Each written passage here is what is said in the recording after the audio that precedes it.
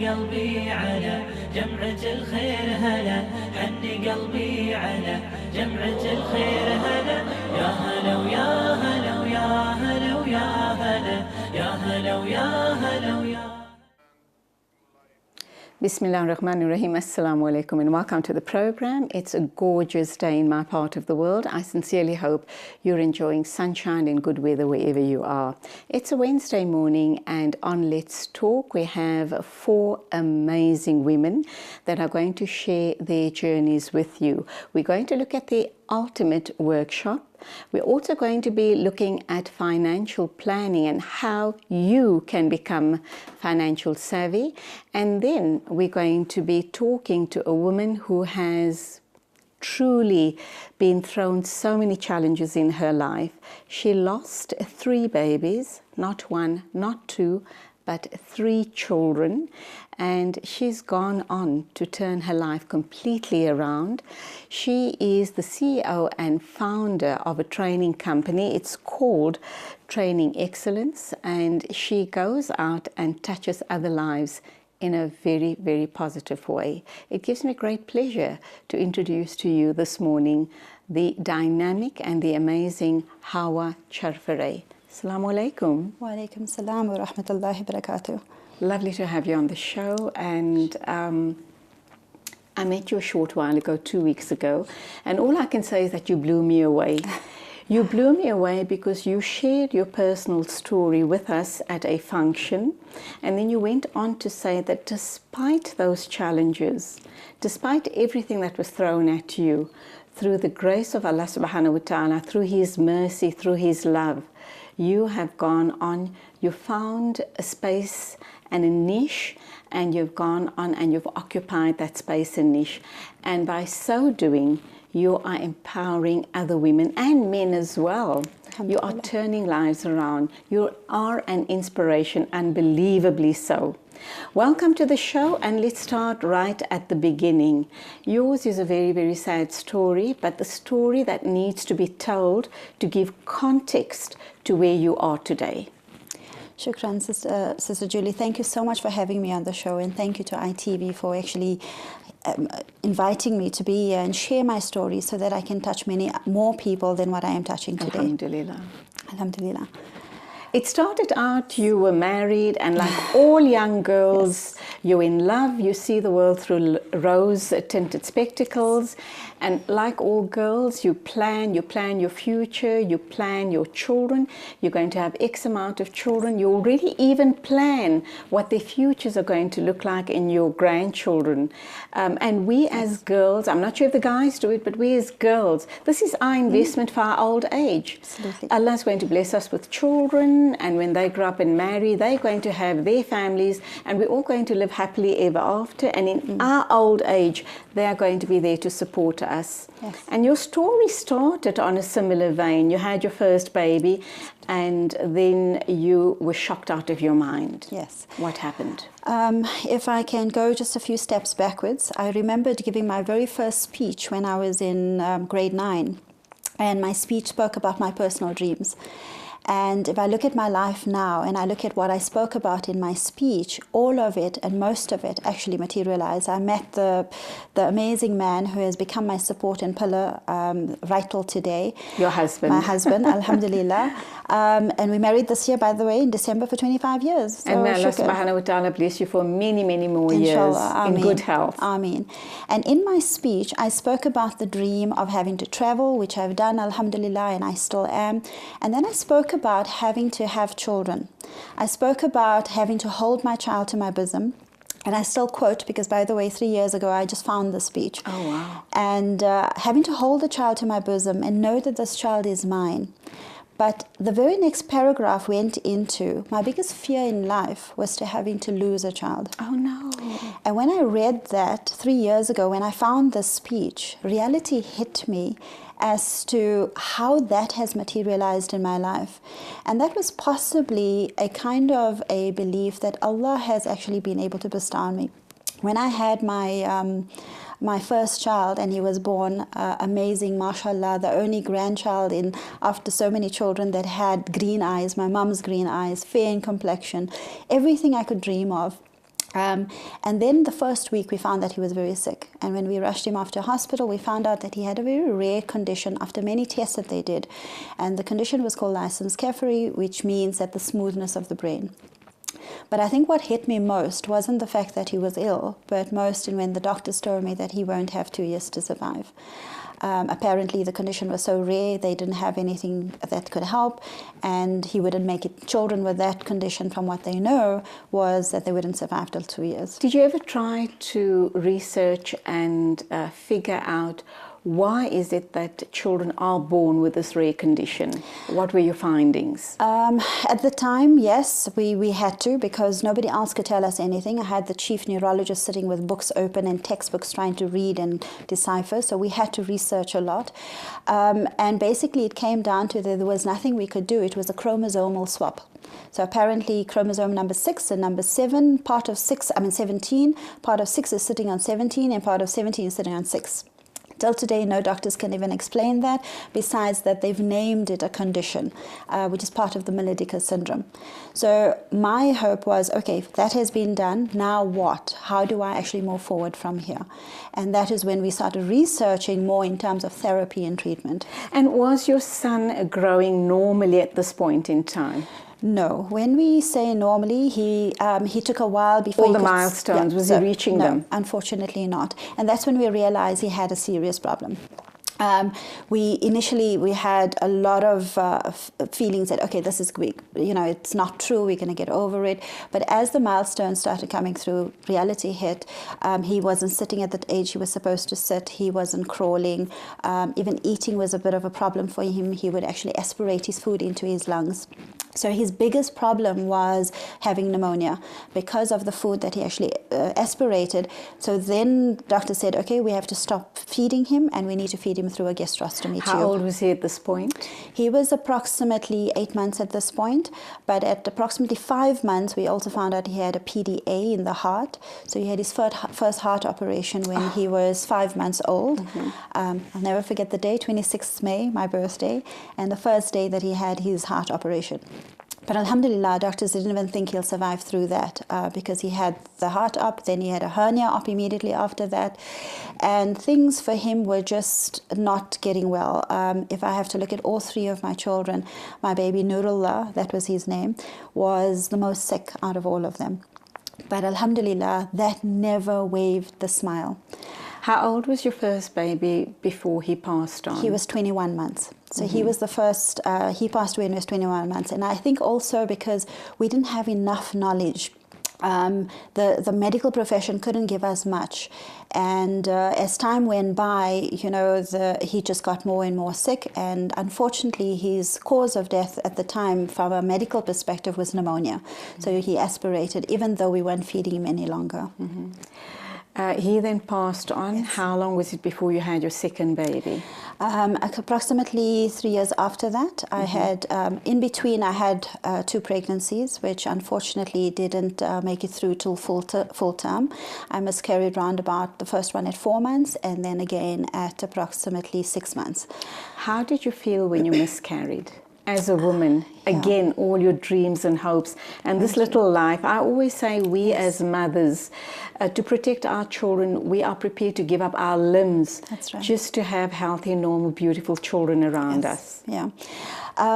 For some reason, there was a drive within me, and I spoke about this before, but I remember sitting and questioning things and asking, why me?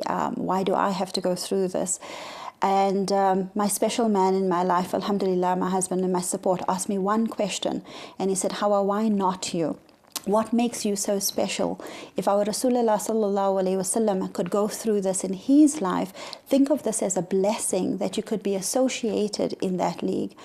And I thought about it and I said, you're right. And my entire mindset started shifting. And I said, let us look at how do we find a solution. So yes, I had my 2 miscarriages, and then I fell pregnant with my daughter Batul, and she was born. And Helen below, the doctors actually came back and said, Hawa, I'm sorry, but Rashid, she has the same condition. How old was she when you picked it up? She was in the first 3 months. So And initially, we totally assumed that everything was okay because everything looked well. And when we did the MRI, when she had her first seizure, and then I knew. So when she had the first seizure, we took her into the hospital. They did an MRI. And you must have been reeling, absolutely reeling. That was the most heartfelt moment for me because, yes, we've lost before, but I think this time it was kind of, we knew that there was an outcome that was coming. But that's when I started saying, however, this time, nobody's going to tell you that the child is not going to survive till 2 years. And both Rashid and I put our mind that we will do our best to ensure that she gets the best. So yes, we didn't have dreams to say that, she'll be cured, but what we did have dreams is that we will give her quality of life for the time that she is with us and make sure that we do our best so that tomorrow I don't have to look back and say, what could I have done? And you have the most amazing memories of your time with Batul. Absolutely. How old was she when she passed away? She was 7 years old when she passed away. 7 years? Yes, alhamdulillah. So we defeated everything that doctors had said. In fact, one of the orthopedic surgeon said, however, whatever you're doing, continue to do because something is working. And for me, there were two things. One is we searched all alternative therapies, even outside South Africa. We associated with people that were positive around us. We created this positive energy within us to say that we will make this work with her. And yes, deep down, we might not have understood that she might not be with us for too long, but I knew that I wanted to make it special for her and I wanted to make it special for us so that we can remember the happy moments with her. At that point, she should reach the age of 7. Yes. Did you kind of think and hope, did you have that glimmer of hope that just maybe she's going to reach adulthood? Absolutely. Absolutely. We spoke about the things that as women sometimes we worry about for our young daughters, what's going to happen when she reaches puberty. So already those were things that were on our minds, which means we were forward thinking. I even dreamt of the day that she would actually be able to even graduate and marry. And imagine her in her wedding gown, for example. Absolutely. Because we as mothers do that. We have these Absolutely. dreams and we think about all of these things. Absolutely. Let's hold that thought. We'll take our first ad break. I'm talking to Hawa Chafre, sharing her amazing story with us. A young woman like her has already lost 3 children, and of course she is now probably in her 40s, and having children naturally is out of the question. I hope she doesn't think I'm insensitive by making a comment like that. But this is a really and truly strong woman sitting in the studio with me. She's lost not 1 but 3 children. She's here to tell us her story, but also to tell us what and how she's gone on to touch other lives in a special way. So stay with us.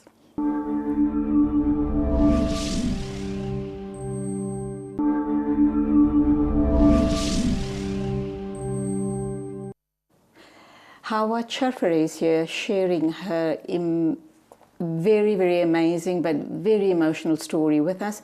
She talks about having lost 3 children to a very rare disease, but she's gone on and formed an amazing company called Training Excellence. She's the CEO and the founder, and her husband works with her.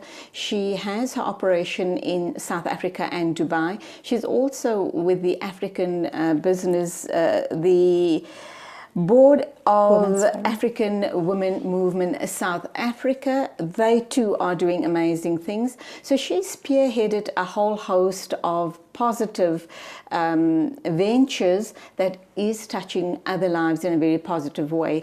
I do want to talk about her business ventures, but her personal story is so gripping and I think very inspirational for women watching us this morning, women and men. If you've had any challenges in your life as far as your children are concerned, whether it's illness, whether it's addiction, whether it's a loss of a child, then this is a story you need to listen to very closely, because it surely will inspire you and help you get out of the rut that you're in. How about back to you and your daughter? She was now 7 years old, and obviously, as human beings, we always hold on to that little glimmer of hope. You and your husband were very hopeful that inshallah this is going to be a positive outcome. When did you realize that you're going to be losing her? Actually, not right until the end. I always had the hope because, yes, she would get sick. We would spend 3 to 4 months sometimes in hospital with her. But she always came out of it. She was a fighter. And that smile on her face, every time I looked at her and I shed a tear just looking in her eyes, and she would say, "Mum, it's okay, I'll be fine." And she wouldn't say it because she couldn't talk, but I could see it and I could feel it. And that gave me hope, because every time I sat there, cried, she would smile. And she's never been to school? And she couldn't. Because she was very sickly. That's right. We thought of sending her to a special school, but because of her immune system that was so low, it wouldn't have been wise at the time. How old was she when you had your third son? 3 years after she was born, I then had my son. So they were a difference of 3 years apart from each other. And my son, Mohammed Uwais, I think he's a very special child because he just bonded immediately with his sister, and he was born 3 years after she had been born. So you were with Batu, who was sick and had to be moved. She was on oxygen all the time? Most of the time, from about 5 years onwards. Right. For the last 2 years, most of the time she was on oxygen. And then you had Mohammed Batu? Mohammed Uwais. Mohammed Uwais. Batul is your daughter. That's right. When did you realize that he was sick? What were the signs and symptoms, and how shocking was it to you that, Ya Allah, my third child, what's going on here? Yeah. So at this time, genetics was quite advanced, and they kept asking us to go for genetic counseling, which we did, and that's how we found out what the cause was. But at this point, they told us, how we can now test for it while you are pregnant. We got all the equipment from overseas. We can send it even to Belgium. That time, they could only do it in Belgium. And at that time, we started consulting from an Islamic perspective, what do we actually do? And we consulted with 2 muftis, and both of them said, get the test done, there's no harm, and then we can decide. And they did the test. The test came back results. They sent it both to Belgium, and they brought it down here to South Africa. The test in Belgium came back that he would not be well. I found this out at 10 weeks of pregnancy. The test in South Africa came back to say that he's going to be okay. Again, the glimmer of hope, which you held on to for dear life. Absolutely. And that's why doctors came to us and said, what do you want to do? And I said, there's no way I'm giving up on that hope. I'm having this child, no matter what. And right till the end, we had our son, Mohammed Uwais. He was amazing. He looked like everything was fine. My husband, particularly Rashid, had a lot of hope. But as a mother, deep down inside, I took 2 looks at him, that hope was there. But I knew deep down, because he had all the symptoms in terms, because by now, call it being a professional already, I kind of knew that he wasn't. But to hold on to the hope of my husband, I held on to his hope as well, to say, I think he's going to be okay. However, all of this was going on in your life. You had 2 very sick children on your hands. And we know research has shown us that when couples go through a challenging time, again, if they have sick children, if they have children who are troublesome, or any other factors that impact on their lives in a very challenging way, a lot of those marriages break up. There's also a lot of finger pointing. It's a defective gene from your side of the family or his side of the family. Lots of finger pointing, naming and blaming. Yeah. Yet you have this amazingly strong marriage. Alhamdulillah. What was it that worked for you guys? What was it that prevented you from blaming each other and just holding on to each other? And I met your husband a little while ago outside in the lounge, and I can see when he looks at you, overflowing with love and support. Alhamdulillah. They say you get to see a true character of a person when you go through struggles. I think the true character I came to find from my husband, yes, he was there, he was supportive, he loved me. And most of the time we thought it was just a duty towards each other. But the true character that I really understood of him was when I told him that, when the doctors told him that I was the carrier of the gene. And you were the carrier. I was the carrier. And I'm the carrier of the gene that actually would be able to have a 50% chance of having a healthy child. And how did you feel about that? I was devastated. What did I do wrong? I mean, human-wise would actually say that. And he put his arm around me and he said, don't give ourselves so much of power. This is from Allah, and Allah was destined for the two of us to actually be together so that we can work together with our children. And that was the true character of the man that I saw at that moment in time. And all and everything else fell apart, because then I basically looked at it that if I have him on my side, how can I not succeed? A lesser man would have walked away from the situation. Absolutely. So you are truly blessed. Alhamdulillah. Let's go back to the children. Who passed before? Was it little Batul, or was it your son? So Batul passed away when she was 7. Muhammad Awais was 4 at the time. And for him, that was the biggest loss. And yes, I felt Batul a lot because she was very close to me, being the daughter that I always wanted. But when I saw Muhammad Awais and I saw how his seizures started increasing in the first week after she passed away, I realized that the impact was bigger on him. And I needed to be strong for him. He was feeling her loss. He was feeling her loss. So for me, that became my salvation, that now I had a new truth to start owning up to. And that was that he was the most important thing right now. And my feelings needed to just go aside. And whether that was a kind of blessing in disguise, because it helped me cope and deal with it, because I had a bigger challenge to now work with.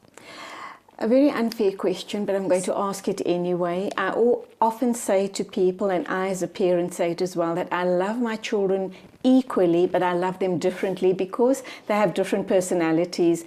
But which loss did you feel very unfair, but which hit you the hardest, and why? Like you said, I think everyone hits you. And as somebody once quoted, that losing a child, the pain of losing a child is even worse than going through labor pains. But I think for me, Muhammad Awais, who was my last, was the biggest hit. And I think it was also the mannerism and the way that he went. I remember being in the ICU unit of the hospital, and all of a sudden we were around him, and the machines were all just going crazy. And it stopped. And the doctor was in there, and he came and he started resuscitating. And all I can remember, for the first time in all the 3 times that I've lost, that I actually became hysterical for the first time in my life. And I went up to his feet, his tiny feet that was at the bedside. I held onto it and I said, "You can't leave me. Muhammad Awais, you cannot leave me. I will be alone." Because I think for me, that was the moment that I realized that this was it. This was my last chance of having a child and being with that child. And I held onto him and I said, "You will not leave me." And the doctor looked at me, the line was gone. And for some reason, he felt an energy just to resuscitate again. And he resuscitated. And 30 seconds later, and Muhammad Awais was back. And that is when the doctor went and had a word with Rashid. And he said, "You need to speak to her. This child is holding on to her. You need to speak to her because he is fading." And it was then that I had an internal conversation with myself. He was in ICU, he was on a ventilator, and I sat by his bed and I said, "I will be okay. If you have to go, be with Allah, and I'll be okay." So for me, that was the biggest loss. Allah give you and your husband ongoing strength and continue touching lives in a positive way. We were meant to talk about your business, but we've run out of time. But in closing, what is the message you want to leave both husbands and wives with if they find themselves in any form of challenging situations with their children? For me, the biggest message to everyone is I have learned to find salvation in my actual challenges that I've had. Find within yourself whatever challenge it is, be it with your children, be it drug abuse, be it financial, be it marriage, be it relationships. Find what the purpose is behind why you're going through it. For me, that purpose has become my life. I've turned that and I've taken it into helping women, helping youth, those that have eyes, ears, mouth, to be able to be thankful for what we have and not look at what we don't have. And based on that, I've started the business to be able to go and empower women, empower youth. I do a lot of youth seminars, women's seminars, and also to empower parents. Let's look at positive parenting. How can we re-look how we deal with the children that we have with us today without having to lose us? They're a blessing from Allah subhanahu wa ta'ala. Absolutely. That's where we have to leave it. Your story was way too precious not to share in detail. We will, inshallah, have you back again to talk about your business and other forums that you're sitting on, which is very important for women in South Africa and abroad to get involved. Thank you indeed for sharing your very personal story with us. And I hope there's a book in the making. Inshallah, it's on the way. That was the amazing Hawa Charfray talking about her life and the losses in her life. And I've often been told that the most painful loss in a woman's life, she can lose a husband, she can lose a sister or a brother or even her parents, but losing a child, burying a child is the greatest and the most painful loss any woman can ever go through. May Allah subhanahu wa ta'ala give her and her dear husband lots and lots of ongoing strength and courage to carry on and to continue touching lives in a positive way. Still to come, we're going to be looking at financial planning, and we're also going to be looking at the ultimate workshop. Lines are open throughout the show, so do become a part of the conversation.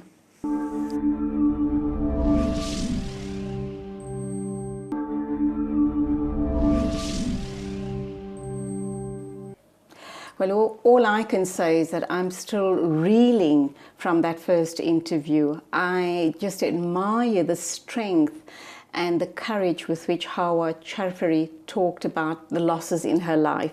The loss of her 3 children, all young children, all under the age of 7. But despite that, she's gone on and she's carved a niche for herself in the corporate world, and from what I hear, she's doing exceptionally well. She works between South Africa and Dubai, but we definitely are going to have her back in studio early in the new year to talk about her business and how she's touching other women's lives and how she's inspiring and motivating other women and other men to take control of their lives and to move on. Right, let's carry on with the show then. Still to come, we're going to be talking about the ultimate workshop, but right now we're going to be talking financial planning. Now, we've had several previous discussions on financial planning, and I was kind of wondering, what is it different that we're going to bring to the table today? The lovely Amira Asvat says that her company and she have picked up gaps in the market as far as financial planning is concerned, and they believe that they need to alert us to those gaps. We then should become more financial savvy and put our financial house in order. Amira Aswat, Assalamu alaikum, welcome to the program. Walaikum salam, Jazakallah for having me.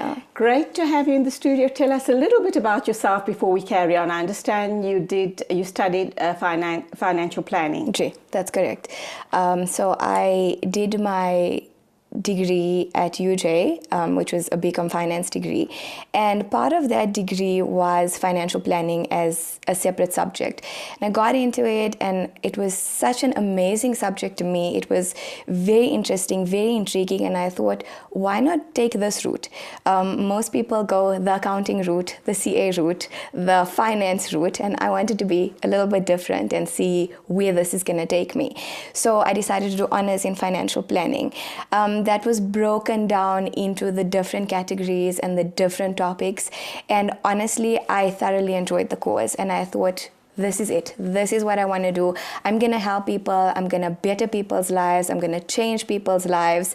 And that's where I wanted to go, and that's how I got my career into financial planning. How long have you been in the working world? So I've been in the working world for about 3.5 years now.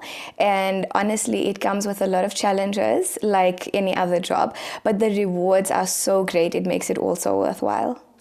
Young people watching us this morning and are probably going to start their university life early next year, or those that are graduating, and even school leavers, matric school leavers, who may not necessarily go into tertiary education, what would your advice be to them, very especially in terms of financial planning?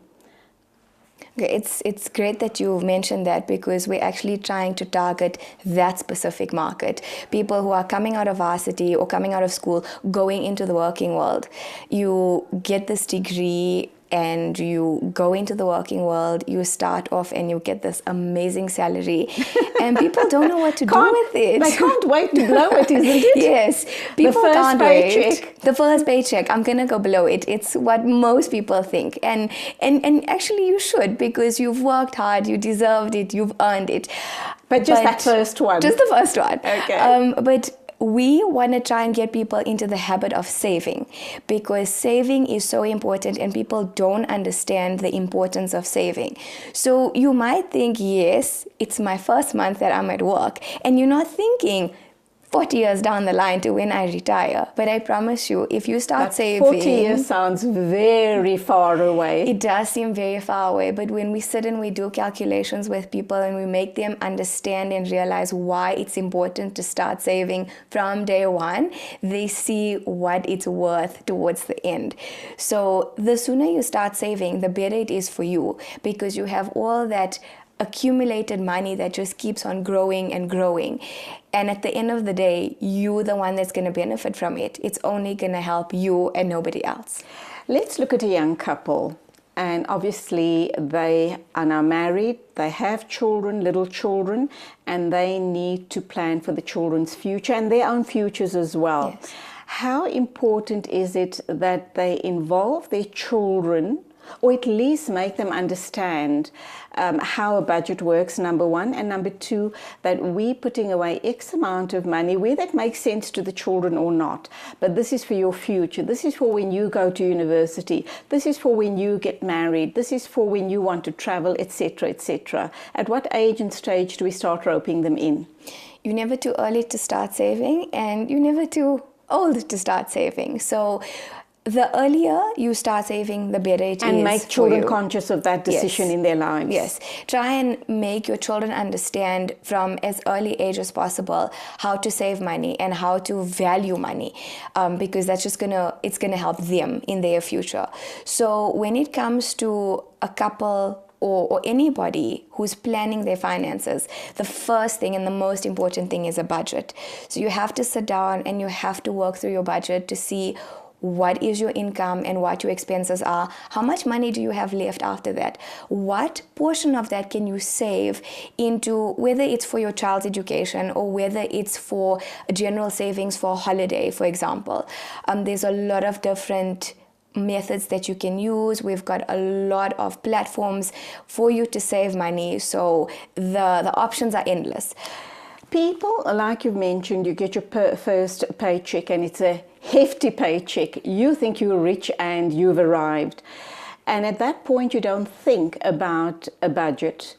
And people like myself, I'm comfortable, so I don't feel it's necessary to work on a budget. We have the perception that only people who are battling to make ends meet should have a budget. But you disagree.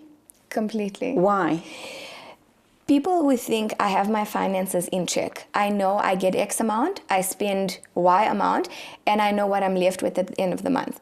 But every month is different, and there's always that month where something out of the ordinary happens. So if you have X amount every month, when it comes to that time where you need your rainy day savings, and if you don't have that, how do you put that into your budget? So it's necessary for everybody to work off a budget, whether you have tons of money at the end of the month, whether you just have a little bit at the end of the month. You need to know for yourself, what do I have and how can I make this work for me? So whether you have tons of money at the end of the month, we can help you. We can help you put it away and make it grow more for you and make your money work better for you. Okay, let's take an ad break. When we come back, I'm going to ask you what a budget should look like. It doesn't matter whether you're earning 10,000 or 100,000 rands a month. We need to know what portion or what percentage do you allow for contingency emergency savings, etc., etc. But let's take an ad break first. I'm talking to the lovely Amira Asvat. She's a financial planner. She's very young. I actually had a bit of a shock when she walked into the studio, and I kind of thought, she can't be a graduate. She can't be in the working world coming here talking about financial planning, but she assures me she is, and she's very savvy at what she does. So more about financial planning and the lovely Amira Asvat right after the ad break.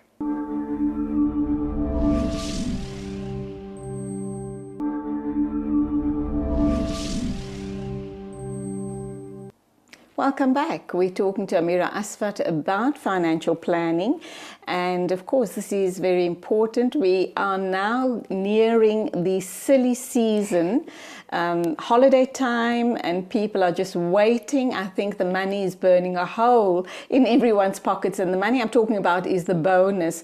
So everyone feels they've got the green light to blow it in one go. Would you agree with that, Amira? Absolutely, 100%. When it comes to this time of the year, people switch off from saving and spending kicks into gear for some odd reason. I understand it's holidays, you want to spend all your money on your family, you want to go on holiday, take that vacation that's much needed. So what we find is... You tell yourself you've earned it, you've worked hard the whole year. That's how you justify it. I've worked hard all year long and I now deserve to spoil myself. Yes, I can go and spend it all. But it's not, we've got to think that in the back of our minds, we've got certain commitments to make. So whether it is that you are contributing to a retirement annuity or whether you're contributing to just a normal savings, and you think, I can miss one payment, don't. So what people need to realize is when it comes to the beginning of the year, start saving then for your December holiday. There's so many options that you can choose from. One that I love, and I think I can talk about this because it is a government legislated product. So it's not specific to any of the product houses, but it's a government legislated product called a tax-free plan. And we what's it called? A tax-free plan. Tax-free plan. Tax-free plan. Tax-free plan, yes. Okay. So it's exactly what it says. It is completely tax-free. And we love it as financial planners. I love it as an investor, and I think a lot of people that are in it love it as well, because all the money that you put into it, the growth on that is completely tax-free. When you decide to take the money out, all those proceeds are completely tax-free. Because it's a government legislated product, the minimum premium is 350 Rand a month. So if you start saving 350 Rand a month from January, come to December, you've got this extra lump sum of cash that you can take out tax-free, and you can rather go and spend that money. So we need to start thinking ahead of our December time and our silly season and festive season. Because when it comes to November, you can't save money. It's not going to happen. And we've seen it. We see it in the industry all the time. When it comes to this time of the year, people don't want to save. They don't want to talk about saving. They don't want to talk about anything finance related. And you find come January, lots of people are in trouble. Yes. People also go crazy with their credit cards, plastic money. That's very dangerous, is it not? Yes, completely. When it comes to January, so now you've spent all your money and you've spent your bonus and now you've got nothing left. And we find that a lot of people sit with missed premiums, especially for their committed plans like a retirement annuity, which is something that you can't skip a premium on. You have to pay for it because you have committed to that. And also the premium might lapse and you'd lose all that money. Yes. Let's go back to budget. And you told me something pretty sensible off air, and that is that it's difficult to talk about what percentage should go into savings, but at the same token, you want to share a quote with me as well. Yes. So when it comes to a budget, you personally have to do your own budget. I can't tell you have to save 50% of your money or 10% of your money has to go into an RA. I can't do that because I don't know what your income is. I don't know what all your expenses are. Or your lifestyle. You could have more expenses in certain months of the year compared to less months of the year. So your budget is entirely up to you. Nobody else can do it for you. There's a quote by Warren Buffett that I love, and it says, he says, spend after what you've saved. Don't save after what you've spent. Wow. If we all could live by that saying, it would be almost a perfect world. In terms of a contingency, or, you know, we always refer to it as savings for a rainy day. Apart from your major savings, your insurance policies and, you know, a compulsory saving, etc., should you also allow for some form of contingency on a monthly basis? And if you don't use it, then you can, you know, spoil yourself with that money at the end of the year. You can, definitely. It's up to you personally. We can always sit you down and help you draw out your budget and iron out certain issues. And if you feel like you've got X amount of money at the end of every month or certain months, and you want to take that money after you have saved for what you've planned to save. So if you've put your money in for whatever it is, whether it's your retirement annuity or whether it's just a normal savings, and then you have that extra money, yes, go ahead and spoil yourself. That's how I feel. But I think as an advisor, I should be saying, take that money and rather put it into something else where you know it's going to grow for you. All right. Now, when young people or even older people come to you or go to any financial planner about investing, there are so many products on the market that people are quite uncertain which would be the best product for them.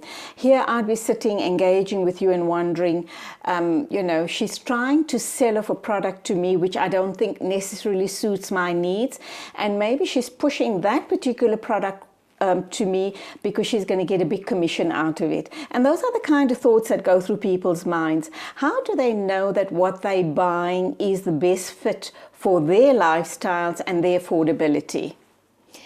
The first thing that we do with any client who we see is a financial needs analysis. So we sit down and we look at a lot of different things about the client, and we gather a lot of information to see what is it that is missing from the client. What does this client need? We're trying to change the perception of financial planners or brokers, as people see us as, because when they hear the word financial planner, financial advisor, broker, they think, oh, this person just wants to sell me something, and this person just wants to make money, and I'll never ever see this person again. We're trying to change that, and we're trying to say, whoa, we're here to help you. So we'll sit down with the client and we'll do a full financial needs analysis with the client and say to them, these are what your gaps are, and this is what we think and what we feel you should need. We see a gap in your retirement, for example, and we'll do calculations to show, to support what we're saying. And at the end of the day, it's up to the client.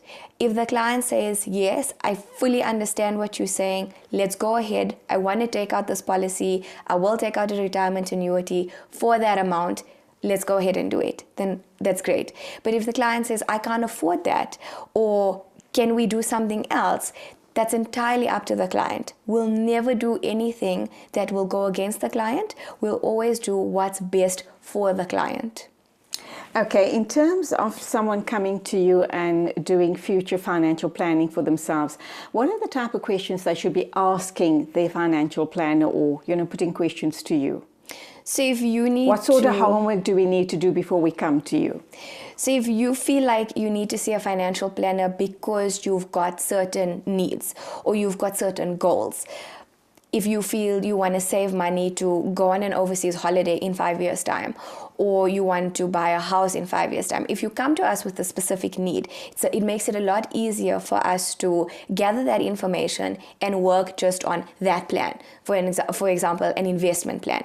But if you come to us and you don't really, not sure of what's going on, what are your goals, you know, what do you need, that's absolutely fine, because then we start from scratch and we work right through to see your risk, to see what your estate is, to see where your investments are, to see where your retirement is. Do you need to provide for children's education? Those type of things. So each client is very unique, very different, very special, and that's what I love about it. Because even if you have two clients who have the same goal, they both are very different in terms of achieving that goal, and the way we go about doing it is different with each client, and I love that. When we talk financial planning, I've often been told that if you have spare cash, rather than maybe taking out an RA or whatever have you, pay off your bond. Make sure that your house is bond free, because that's the greatest saving that one could be making in their lifetime. Would you agree with that, or do you think that there are other products on the market that would give you a bit bigger return? I agree with you 100%. The first thing that we always try and do for clients is to tell them to try and pay off whatever debt they have. Because if you're debt free, then you have extra cash and you have that surplus money in order to save. And then we can look at all the options available for you to save that money and grow it. But first, you've got to pay off all your debt. So whether it's a bond, or whether you're paying off your car or a student loan, whatever debt you have, the minute you come into some extra cash, pay that off first so that you know you're debt free. Okay, and we've come to the end of the program. What final words of wisdom do you want to leave our viewers with this morning as far as financial planning is concerned? So for me, I think the biggest thing is save. Save, save, save. I actually wanted to tell you this earlier. It's a shocking statistic. I'm sure you know South Africans are very poor savers. Yes. And the stat that we trying to put into people's minds now is that only 6% of South Africans can retire comfortably. Frightening. It's a frightening statistic. So my advice is save. Mm-hmm. Save as much as you can for whatever it is that you want. And there are a lot of financial planners out there who are always willing to help and willing to assist you. And if you can, try not, apart from your, your home, your bond, and big ticket items and cars, etc. You do know that you've got to take that, unless of course you're fortunate enough to afford it. Yes. But those would be bought on some sort of a plan. Otherwise, whatever you can and whenever you can, pay cash. Pay cash. Yes, okay. Cash is king. Wise words indeed from a very, very young lady talking about financial planning. She understands the wisdom in planning and planning well financially for your future. The lovely Amira Aswa talking to us financial planning. Right after this, we'll be joined by two other ladies talking to us about the ultimate workshop.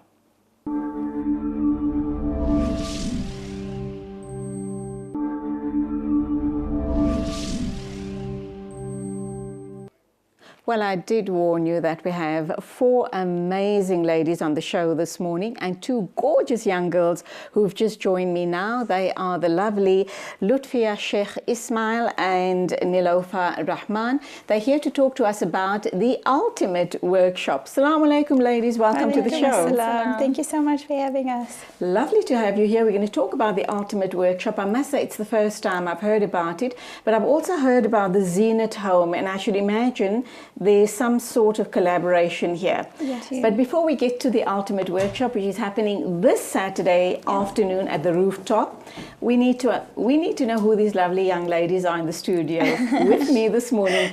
You are Lutfia? Yes, I am Lutfia Sheikh. I am 26 years old and I'm a flight attendant for Saudi Airlines. Oh, wow. Yeah.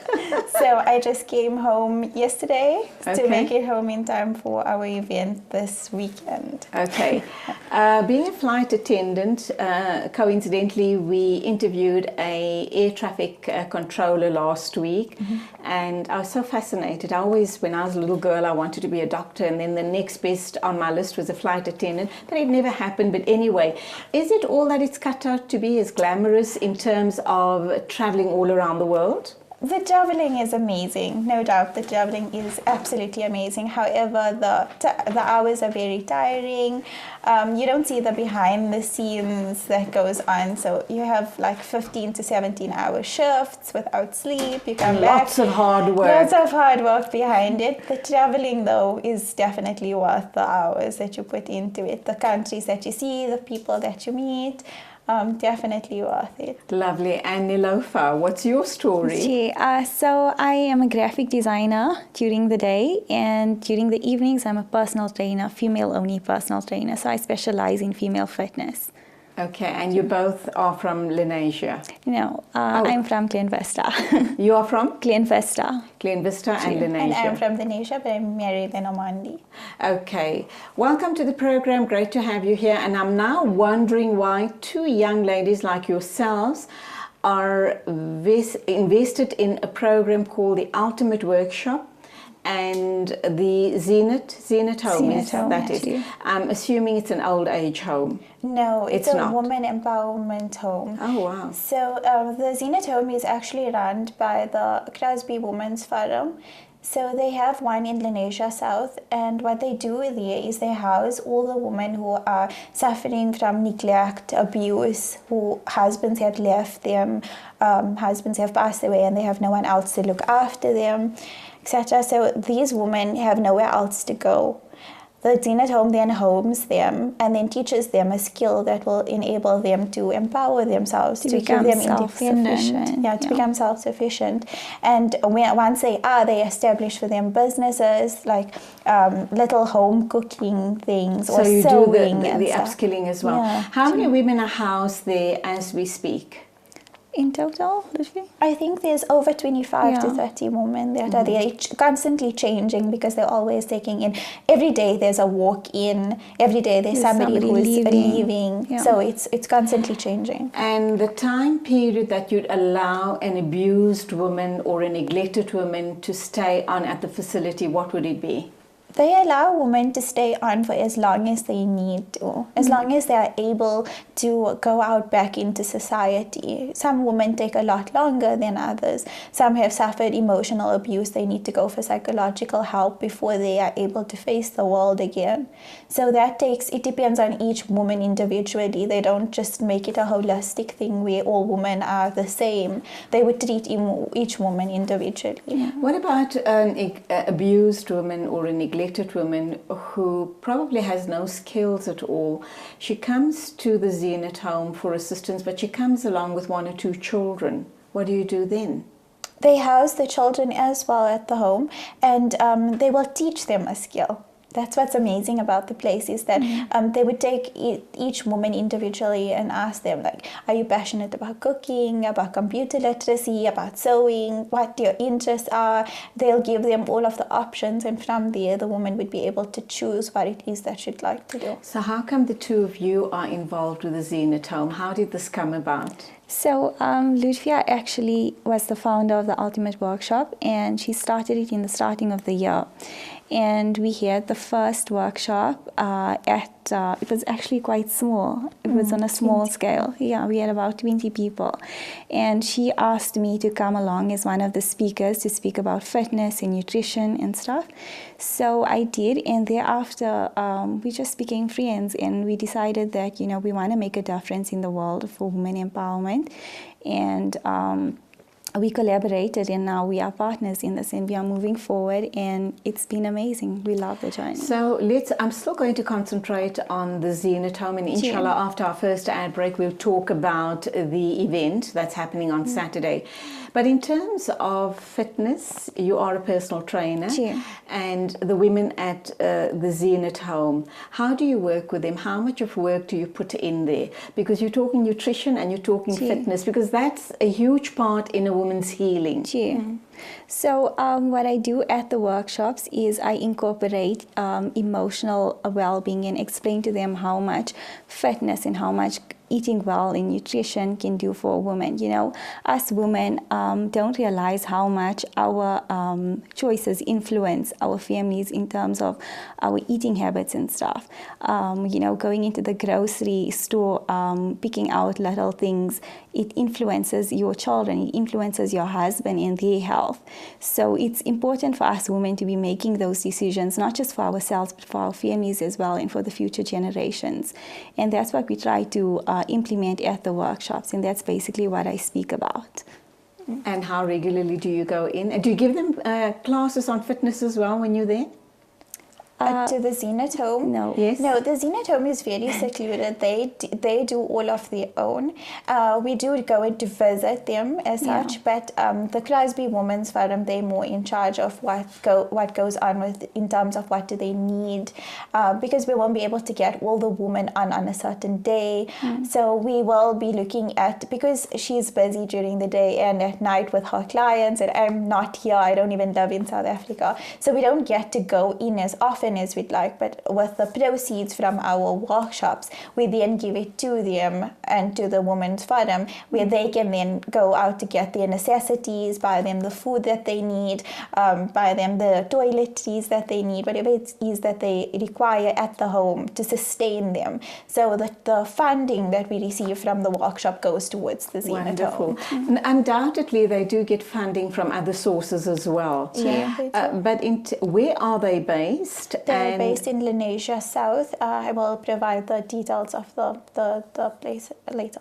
I'll give the address. And how long have they been in operation for? They've been in operation for just over 3 years now.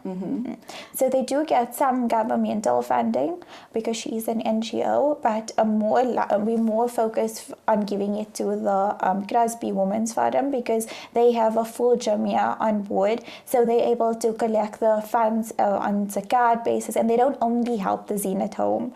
So they help a range of different women. So what they do is they collect funds, and from there they will see like, okay, the Zenith Home is in need this month, so they help the Zenith Home. So our initial event went towards the Zenith Home, and this one will be helping the Zenith Home and other initiatives that they have going on as well. Okay, let's go for our first ad break. When we get back, we're going to be talking the ultimate workshop.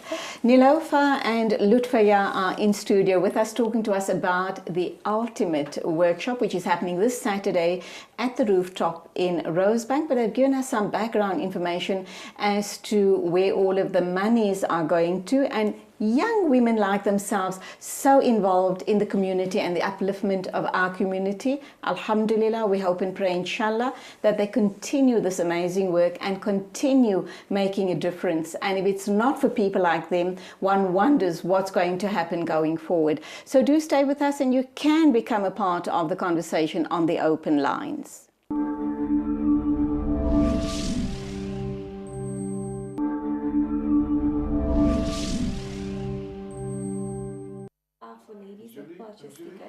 All right, we're so immersed in what we're talking about. It's amazing, these two young women talking about their passion for not only the Zenith Home, but all the other places that benefit from the fundraising that they do. So welcome back. We're into the final segment of the show this morning, and it is Nilofa and Lutfia in studio talking about the ultimate workshop, which is happening this Saturday at the rooftop in Rosebank. So, of course, we've been talking about it all morning. We've been throwing forward that it's going to be happening. What exactly can one expect when one attends this event on Saturday? Okay, so basically on Saturday we have 2 events that's running at the same time. The first event is called the Ultimate Workshop, and that includes a makeup workshop, it includes hair, it includes personal well-being, fitness, and everything. And that workshop is for the ladies who have paid for their tickets.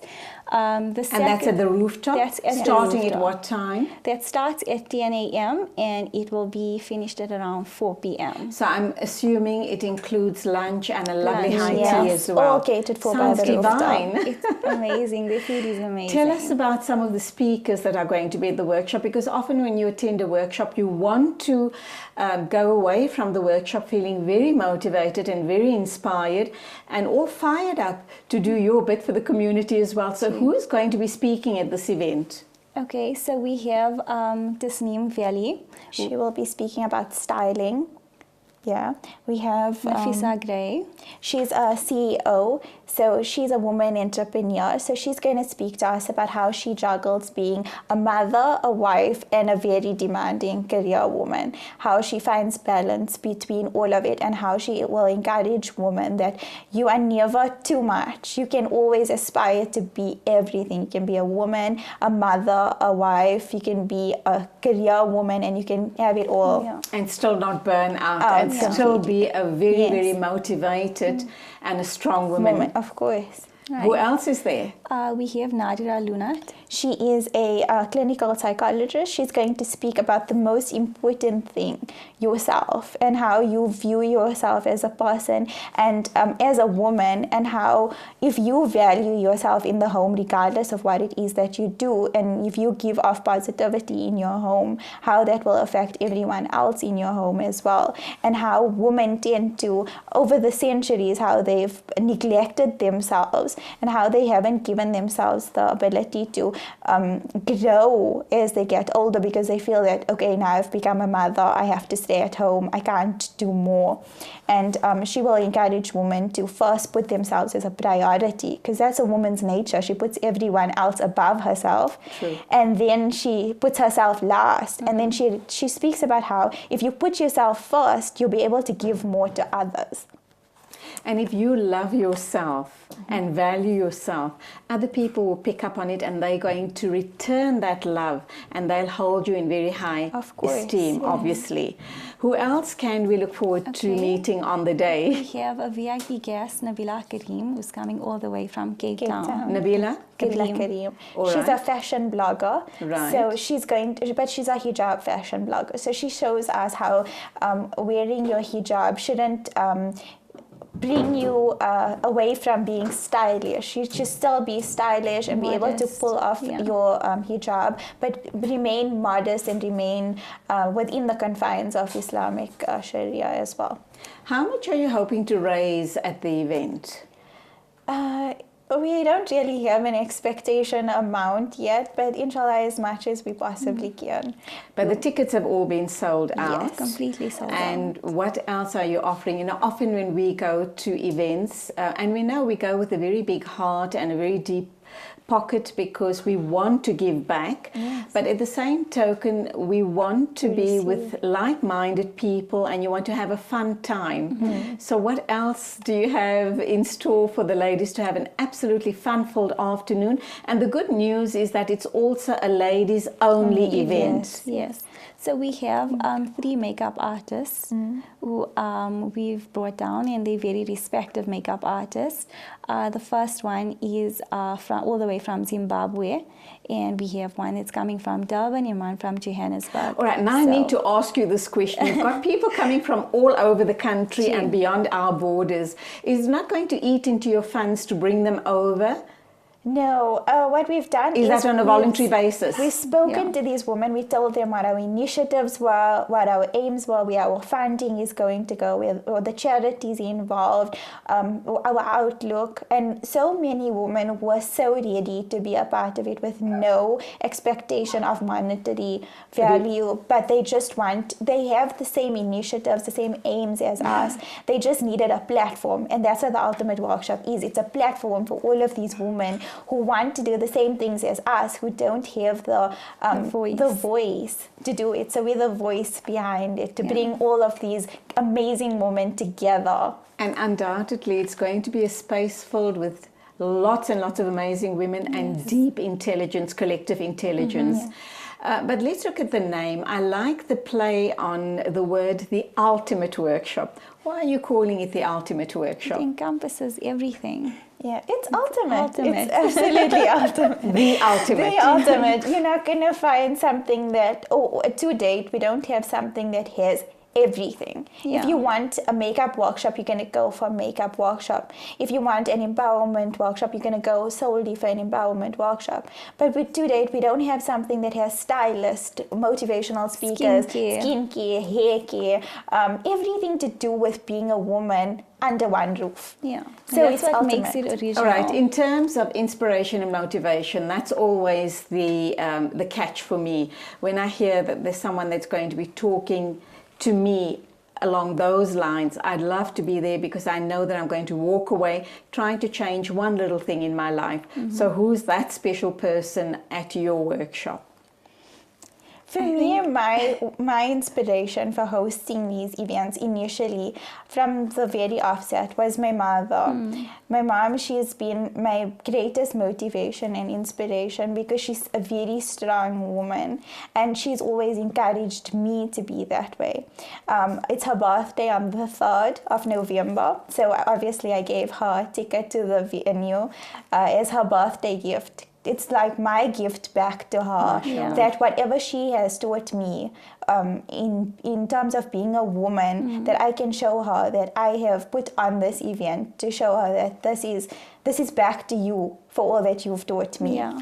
What a lovely gift to give to the most important person in our lives. Of course. Who else is going to be there? Who's going to come there and fire us girls up that we want to take the world on after the workshop? Who's going to be that person at the workshop? Yeah, I think everybody combined. Everyone, Yeah. every single woman that's there is not only going to share styling, for example, or makeup. They're going to speak about what it is that has happened in their own lives that brought has them to that driven point. them to that success. Being example, people will speak about, like I said, being a CEO, but she's going to speak about her trials and tribulations and how she had to walk from the bottom all the way up, and her faces, her challenges that she faced being a woman. At every step there was a man trying to close her doors, and how she had to fight through all of those obstacles to get to her position that she's at. So every woman that's there, including Nilofa, is going to speak about how she took fitness and to overcome the things that she was facing in life, and how we've all had something that has driven us to get to the point that we are. So each of us will be an inspiration. Mashallah, that does truly sound very inspirational, and I have no doubt that the women are going to walk away being uplifted and feeling really good about themselves and having a lovely day with like-minded other girls. Now, you tell me that this is only the second event that you guys are putting together. The first one was a very small event, and you also have told me that it's sold out. So alhamdulillah for that. What are you planning for the future? And I know we're coming towards year end and everybody's kind of winding down, but what are your future plans? And are you going to stick with the brand name, The Ultimate Workshop? Yes, Yeah, we are. yeah, That's your brand. 100%. Brilliant, brilliant. So what's the future for the Ultimate team? Okay, well, we want to branch out a lot more in our future events, and also on the 4th of November we have the market event, so we're calling that the Ultimate Market. Oh, you did say this is running in conjunction with this event. Where's the market event The happening? market is in Crown West, 11 Western Boulevard, Crown West, and that is open to the public. There's no entrance fee, there's no parking, is free, you know. We're going to be having live demos, live hair demos, live makeup demos, and all of the halal, the best of the halal. Like the halal goods market, something like that. Something like that. Okay. All of them will be there. Our aim yeah. was that we wanted to make it accessible for all women. Yeah. However, the tickets to the rooftop were a bit pricey, so we realized that because we have to give back to charity, we also have the amazing goodie bag that we're going to give all the women, that include makeup and vouchers, etc. And But we those wanted items to, were sponsored. yeah, but we wanted to also give back to women who can't afford to get there. So we want to be able to give the women who can, who can't, an equal opportunity. So who's going to manage the market whilst you guys are having lots of fun at the rooftop? My husband. Okay. He's going to be at the market handling all the vendors that will be there, but we have a full itinerary for the entire day. And those that too has been fully booked up by vendors. Yes. So if someone goes to that fair or to the market, they can spend a good few hours Yeah, there of having course. fun, walking through the aisles, family day, buying, yeah. tasting, eating, etc. Yeah, and it's a family day, so you can bring everyone with you, your grandparents, your Everyone's kids, welcome. and everyone can come and eat, watch makeup demos, watch hair demos, learn something, speak to all the Okay, women. the Ultimate team, does it just comprise the two of you, or are there other people involved as well? No, it's It's just the us two two. of us and my husband. The two of you have pulled off the Ultimate Workshop and the market?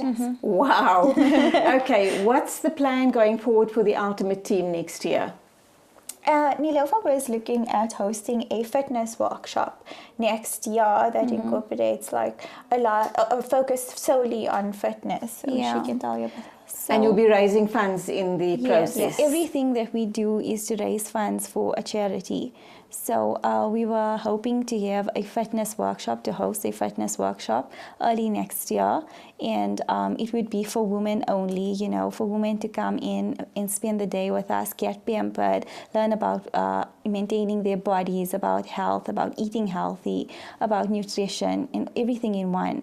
So we haven't exactly started planning that, but that is what we have in the pipeline. All right, now this event on Saturday at the rooftop is sold out. You are Yeah. expecting a full house. Inshallah, it's going to be a great big success. And you have the market running in conjunction with this event. How much of planning, because it's just the two of you and perhaps a few friends and family supporting you through this initiative, how much of pre-planning has gone into it? A lot. How much in advance did you plan? It's been 2 months Yeah. now. 2 months of planning, but it's been continuous planning every night, every day, single day. Meetings, every project moment, plans. sleepless nights, WhatsApp messages, voice Yeah. notes, calls, all the time. And We've the been challenge, I would liaising. say, is that not having my partner with me all the time, like she's flying. So, you know, the communication is key. Absolutely. So now, listen, you guys sound very, very organized. I have no doubt in my mind this is going to be a super event, both the events. I wish you lots of success and ongoing success for the future as well. Your take-home message for our viewers today, what would it be? You can be everything. You can be the ultimate woman. You can do everything that you set your heart out to. You should never feel the need to be anything other than what you want to be. You can be a woman, a wife, a mother. You can be a career woman, and you can be none of the above. But as long as you find contentment in who you are as a person, and you find happiness in what you do, but at the same time you are empowering those that any woman, all women, any people for that matter, as long as you're giving back. I think that's our sole key as people on this earth, that if we are not here to help others, then what are we here for? Your take-home message? Well, everything she said, and you know, everything that we do, we want women to take with them, and I think it's important for women who are going through tough times and stuff to take the message that we send with them, and you know, put that incorporate that into their lives, because like I said, as women, our choices and our you know, our choices. Sorry. Take your time. Our Well, I guess what you're really trying to say is be yourself. Be the woman you've always dreamt you want to be. Love yourself, respect yourself, and by so doing, people are going to love you, respect you, and to take you seriously. Yes. I think for me, the main thing is that, you know, the reason why I decided to move forward with Lutfia on this workshop is because 3 years ago, I lost somebody very close to me. Sorry to hear that. And, you know, it took a lot out of me as a woman. You know, I couldn't even tell what my favorite color was. And I just don't want anybody to feel like they're alone in that space. And there is a reason why we continue to motivate people to be strong, to know that, you know, life does go on. And as a woman, you shouldn't feel weak. You shouldn't let people bring you down. So that is my message to the viewers. If anybody has dealt with something like that, my place in the workshop is to empower that woman and make sure that they know that everything is going to be okay. And clearly, when you speak to someone who's had a deep loss, like you've experienced, they can remain in a dark hole for a very long time. And that's why also I used fitness as a vice to, you know, hide and mask the pain and all of that. So I just want that. And on that note, for unfortunately, we have to wrap up. It's been wonderful having you guys. Lots of success going forward. And I know that both your events are going to be sellout. lots of fun. And we will get feedback from the two girls, my producers, that are going to be attending. So all the very best. Lovely of you to come into the studio today. Thank you for being with me. That then brings us to the end of the show. I did warn you that we're going to have 4 amazing women, and that's exactly what we've given you today on the show. Till till Saturday morning. All I can say is a big thank you to the production team, and as always, it is Khuda Hafiz from me, Julie Alli. يا هلا يا هلا يا هلا يا هلا يا هلا يا هلا يا هلا يا هلا يا هلا يا هلا يا هلا يا هلا يا هلا حن قلبي على جمعة الخير هلا حن قلبي على جمعة الخير هلا يا هلا يا هلا يا هلا يا هلا يا هلا يا هلا يا هلا يا هلا يا